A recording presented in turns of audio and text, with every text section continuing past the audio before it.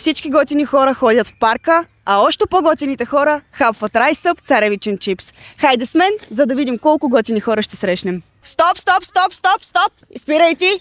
Срамуваш ли се? Не. Що се? Не се срамуваш? Добре. Здравейте, момиченца, кукиченца. Ама ми се усмихнете. Така са зъбки, хубаво. Аз само да ви подаря един чипс идвам. Защото ми хареса цвета на блузката ви. Вижте, мачва се с моето гадже за един ден. Само за днеска ми е. Ето, заповядайте. Много сте готина. Виждам, че карате много бясно, така с много голяма енергия. Затова искам да ви подаря един чипс. Да си хапнете двамата. Понеже са много готини, искам да ти подаря един чипс райсъп. По-бързо. Ние точно за вас идваме. Екстра, защото много искаш.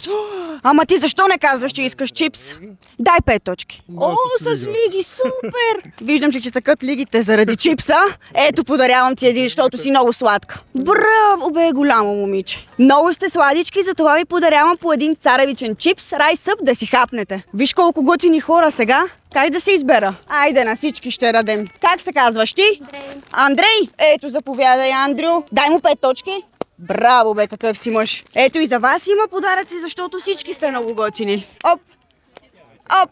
Браво, бе, какви сте мъже. Знам, че ти си от готените хора, затова последвай профила на райсъп.